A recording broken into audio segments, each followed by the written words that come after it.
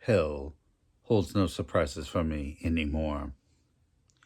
This is a cautionary tale, and unlike most of the other reviews on this product, this is a true story, and its authenticity can be qualified by a small news item that appeared in the Toronto Star's local news section during the month of April in 2013, much to my chagrin. I would consider myself a prudent man, not given to bouts of outspokenness or craving attention, and certainly not one to rock the boat. On any given day, I can be found reading a crime novel on a park bench in the middle of the city, soaking in the opulence of nature while nibbling on my tuna fish sandwiches and fending off the voracious gulls and squirrels that threaten to spoil my repose. This is me, law-abiding and introspective, which is why it came as a shock to find me to. It came as a shock to. Which is why it came as a shock to me to find myself incarcerated because of the devil's confectionery, Satan's sweetmeat, Lucifer's lozenges, the horror that is known as Haribo sugar-free gummy bears. I'll set the scene. It was late winter, early spring in Toronto, and the city had been digging itself out from a late-season snowstorm. I was heading to Pearson International Airport for a red-eye flight to Amsterdam in order to give the Dutch arm of our company some training on the new software that had been installed. I'm deliberately being vague to prevent my place of work from being linked in any way to the incident that occurred. I had just finished packing, checked the time, and found I was running late. My flight was at 7:10 p.m., and it was now almost 5 p.m.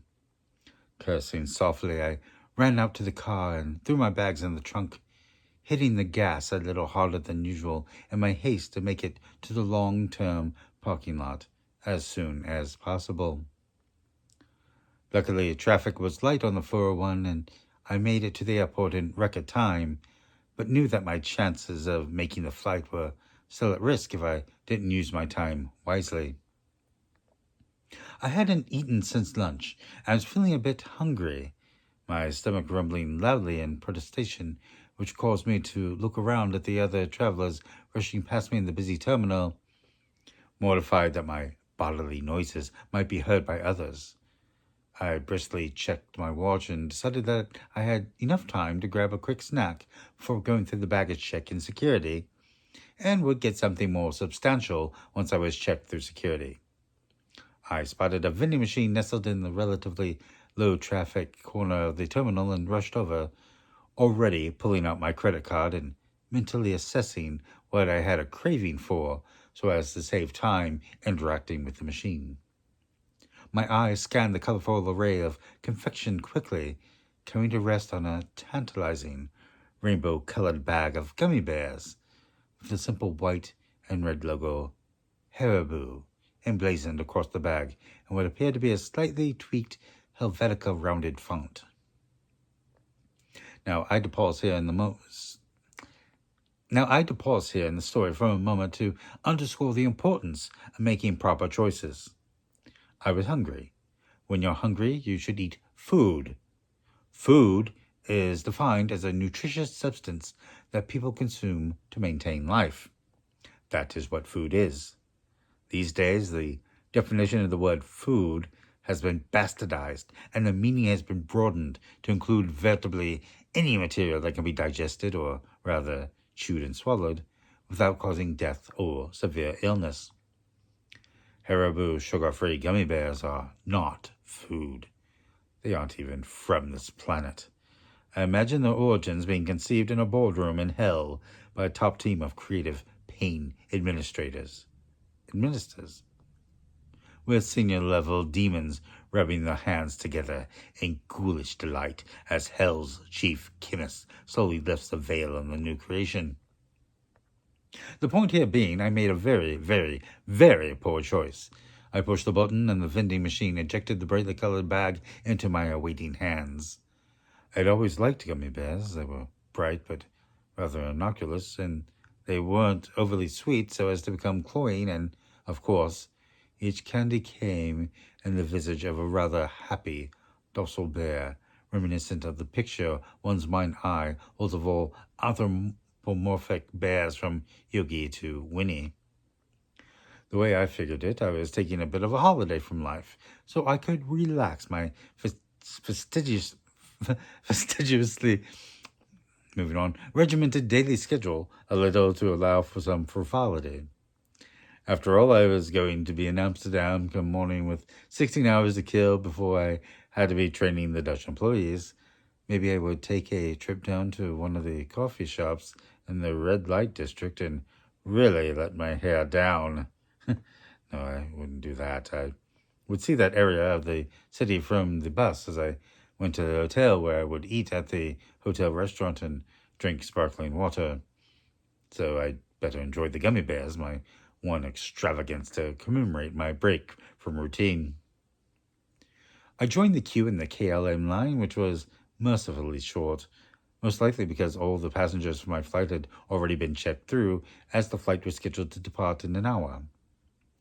I checked my watch again, frowned, and absent-mindedly opened the bag of Haribo sugar-free gummy bears and began to munch on them as the line slowly advanced.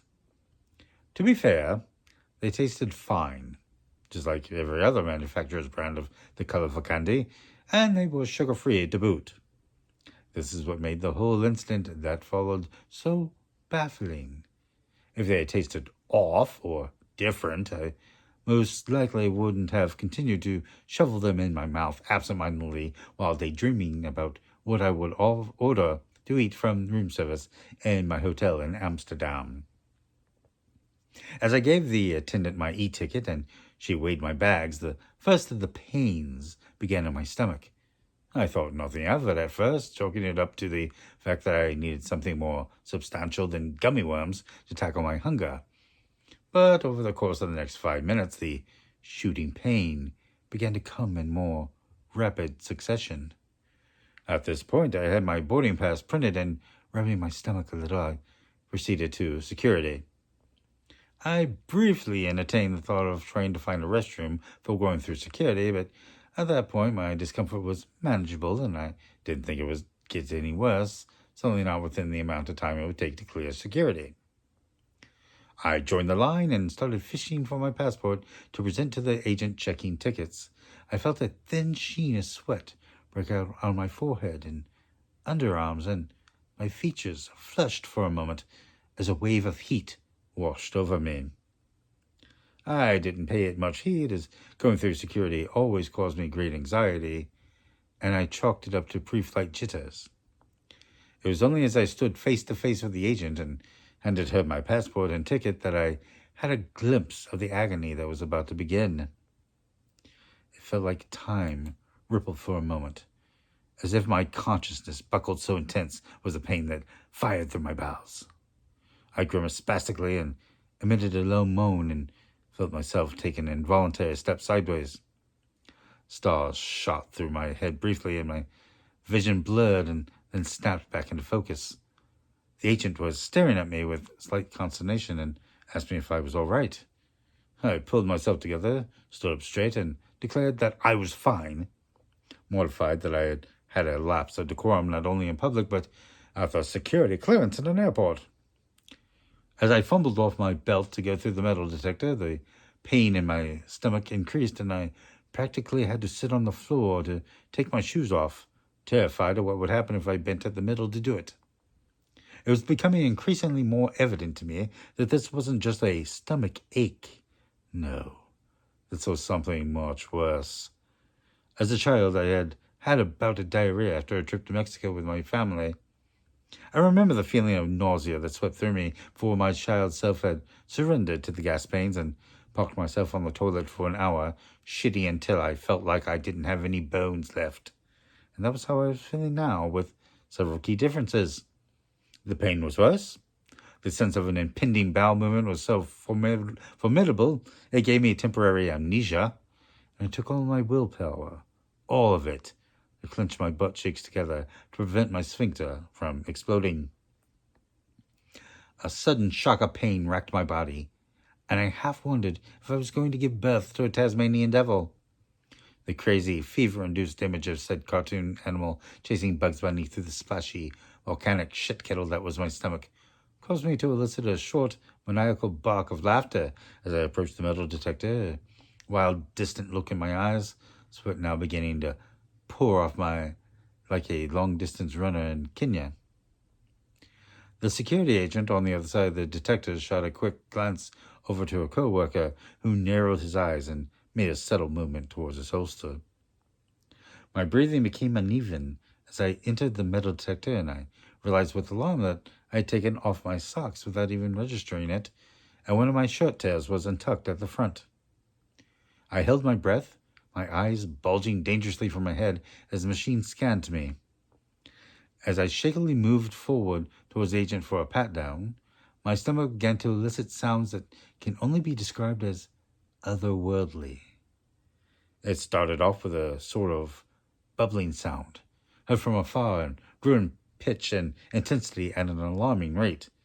My jaw dropped in shock at what I can only describe as the sound of an agonized, wailing alley cat in heat, with a persistent Doppler effect added to its voice emitted from some nether region of my intestines. The officer's eyes widened in alarm, and she kept her eyes glued to my stomach as she thoroughly patted me down. As she reached my shins, I felt my innards suddenly expand and plummet towards my rectum. With cat-like reflexes, I squeezed my sphincter shut with what seemed like nanoseconds to spare, and I knew that if I didn't get to the bathroom immediately, I would shit myself. With a Herculean effort and all the strength that I could muster, I forced my butt cheeks together, knowing that one false move would open the floodgates. I began to walk like a duck, trying to remain as inconspicuous as possible, not even caring now what other people were seeing in front of them. A disheveled, barefoot, 40-year-old businessman, red-faced and bulgy-eyed, sweating profusely, shaking slightly, and walking without bending his knees. With single-minded intensity, I grabbed my carry-on, shoes, and socks from out of the plastic tub that had passed the X-ray inspection, and without putting anything back on, I turned on my heels with the intention of finding the nearest restroom and slowly dying there, one squirt at a time. But that's not what happened. I turned to go and found myself staring at 3 armed agents who stopped me and asked if I would follow them. "What's the matter?" I stammered, wincing slightly as the act of speech seemed to strain the tenuous and extremely fragile truce I had negotiated between my bowels and the tempest that raged within. "I have to go to the bathroom right now," I pleaded. "Just follow us, please," they said, leaving no room for argument.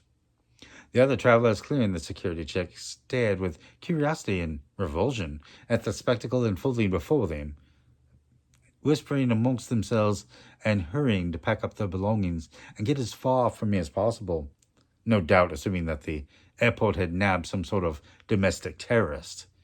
If I hadn't been feverishly trying to hold back the eruption of Mount Vesuvius, I likely would have died of shame. With each step I took towards the room that they ushered me into, I felt that my legs would give way. I marveled at how strong the human will could be, marveled at what was essentially patching a hole in the Hoover Dam with bubble gum could actually be sustained indefinitely. Maybe I would make it through this ordeal after all. The room they brought me into was an examination room. I had pretty much stopped registering the details of my environment as my consciousness closed off all but the absolutely necessary functions, breathing, ability to walk, but I snapped back to reality when I heard the snap of rubber. The slow dawning of realization poked through my agony and stoked resolve as I turned to face an agent donning rubber gloves. "Sir, we are going to perform a cavity search on you," a young, fresh-faced agent stated in a firm but emotionless voice. His short-cropped blonde hair was immaculate, and for a crazy moment I wondered if he was an actor and this was all some sort of elaborate practical joke done to amuse bored kids watching YouTube.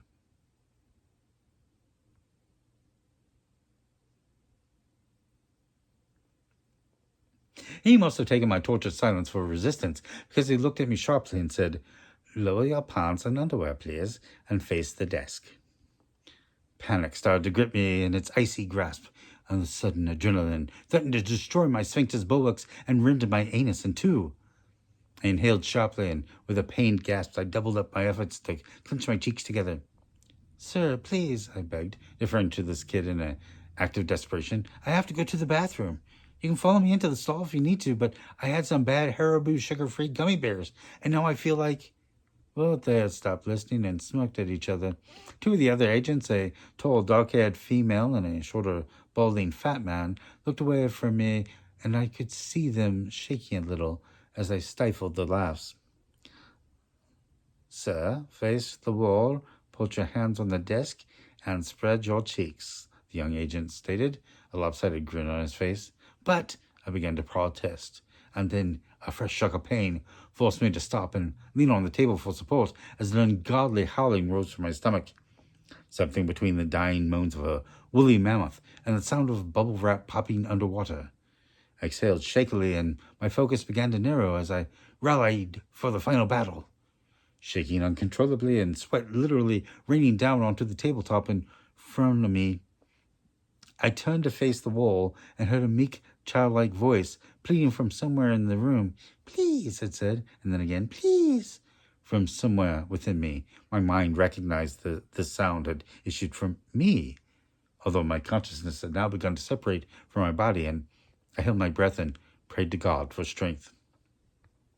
"He probably has some heroin or something up there that opened up," the female god said, as a part of me that hadn't escaped into the ether yet acknowledged that she was behind me to my left. "Probably high as a kite. Look at him," she said. The shorter guard agreed with a snort off to my right. "Spread your cheeks," the young agent said, his voice directly behind me and lower than the other two, "and bend over." "Please God, please God, please God, please God, please God," I whispered in a desperate, maniacal mantra, not even aware of my surroundings anymore. I felt like I was lost in an opium fog with half-snatched images and sounds filtering through to create a nonsensical version of reality. Another volley of pain tore through me, and I voluntarily leaned forward over the desk, my focus completely narrowed now to a spot on the wall 2 feet in front of me, a curious imperfection in the what seemed to be whitewashed stone wall. It was a dark blotch about 5 millimeters long and shaped like a smiling bear. A yellow, dancing bear. No, a green bear. No, red. It was all the colors of the rainbow. My God, it was beautiful. It just took something as simple as a slight breeze to trigger Armageddon. That's all. No trumpets, no fanfare, no fire raining from the heavens, no dogs and cats living together in harmony, no finger on the button, no prophet to predict it, no nothing. As I stared at the rainbow bear smiling and dancing in front of me, my mouth agape, drooling, eyes glazed and bloodshot, face coated with a sheen of sweat, I heard the softest sound. An exhalation from the young agent behind me. At the same instant, the warm air of his breath feather across my butt cheeks. For just a moment, maybe less, maybe a split second, even a nanosecond, I felt the presence of God there with me in that room as neurons began to misfire at a blinding rate. Nerve ending bristled and muscles twitched reflexively. I stood on the brink with one foot hovering over the edge, and then without taking a step, I found myself plummeting. With a sound like an extra-large plastic ketchup bottle being run over by a Mack truck, my sphincter released. The pressure of the blast pushed me hard into the desk, and the legs of the desk screeched as they scraped across the floor. My body remained rigid for a moment, and I experienced a relief that can only be described as orgasmic in its purity. My eyes rolled back in my head, and my tongue rolled out of my head like a half-retarded dog, and I emitted a low, sustained groan that grew in pitch as the filthy torrent pushed its way out of my body. Tremors racked my body, and I must have looked like a fish out of water with an endless stream of shit firing out of its ass. Other sounds and sensations started to filter in now as my consciousness began to materialize once more. The muffled scream of a dungeon filled with prisoners near death radiated from my stomach. the rushing sound of liters of liquid trying to escape through an aperture too small to accommodate it all at the same time, the omnipresent sound of chunky liquid spattering against a hard surface with great force, the high-pitched screaming of a woman's voice calling out to God, another voice sobbing uncontrollably, imploring, "Make it stop!" my own ecstatic, monotone wail. When my ordeal had eventually run its course, I was left panting for breath and wobbly-legged, half crying, half laughing with relief, barely lucid and feeling as if I had birthed an elephant. My colon felt like someone had poured chili sauce all over it and then sent in a colony of fire ants to eat it.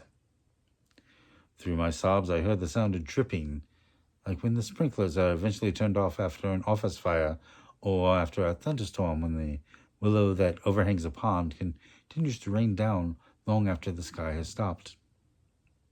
From behind me, the sobbing continued, and I heard someone trying to speak into a walkie-talkie, but nonsensical words were all that the man could speak, which sounded like the ravings of a lunatic. With great relief, I slowly pulled myself off the table, legs trembling, my stomach eliciting one last sound, a long, prolonged gasp bubbling that eerily resembled a pig orgasm. I slowly turned my head to survey the devastation, and in that instant, if I had a pencil or some other sharp object, I probably would have gouged my eyes out in revulsion. And the smell was enough to drive a man insane. It was the stench of rotting potatoes, mixed with sulfur and ammonia, cooked in a broth of chicken feces, and left to age for 2 weeks in a yeasty stew at the bottom of a French outhouse. After half a whiff of this ghoulish brine, I immediately stopped breathing through my nose, but the taste was to remain in the back of my throat for months to come. The young agent had taken the brunt of the foul witch's brew, and at first I couldn't process what I was seeing. I thought somehow the young blonde kid had been spirited away and replaced by a brown golem or an ATV rider that had spent the better part of a day driving through every mud puddle he could find after a torrential downpour. With some degree of compartmentalization, I came to understand that for some unfathomable reason, this kid hadn't been able to move through the entire fecal deluge. He had weathered the entire assault head-on, like some sort of hero from Greek mythology. I had given this poor schmuck a one-man shit bukkake that would make a Brazilian pornographer retch with disgust, and he was still in the same position he must have been from the moment of first impact. I tried to comprehend how he must be feeling, what he must be going through psychologically, but it became evident very quickly that he had become very broken. No doubt forced so deeply within himself once the fire hose had been turned on that there was little to no hope of him ever coming back from it. Certainly not without extensive psychotherapy or a lobotomy. I looked beyond his quivering, catatonic crouched form to see a perfect outline of him cut out on the white wall behind him, either side filled in with a dripping, opaque layer of alternately pulpy and runny fecal stew. I noticed 2 quivering masses at either extreme of the room and realized they were humanoid in form, although the caterwauling that was coming from these broken creatures was just blubbering gibberish. And this was the tableau that was burned into my mind's eye for eternity. Needless to say, I missed my flight. In fact, the next week is a blur. I have vague recollections of an army of hazmat-clad figures looming through the brown landscape of the soiled room, the slopping sounds of rubber boots squelching and puddles of fetid detritus, uncontrollable wailing and animal-like sounds issuing from the mouths of creatures that had been traumatized beyond their capacity for being put back together. The complete loss of sensation from my waist down as I drove through the room on a waterproof gurney, its wheels struggling to surf on top of the shit-soaked floor. I spent a week or so in the hospital enclosed in a well-ventilated, sealed room with a suited doctor coming in on the hour to monitor my vital signs as they tried to rehydrate my body. I had apparently expelled every available drop of water from my body that was possible to sustain life without for a short period of time. All of my clothes were incinerated in the hospital's crematorium, and the soiled bag of Haribo sugar-free gummy bears was never recovered. This is my story. It is inconceivable to think that this kind of product can be sold legally and be misrepresented as food. I was lucky. I survived. But as for the families of the survivors and the survivors themselves, they will forever live with the trauma of the events that took place at Pearson International Airport on that snowy day in April 2013.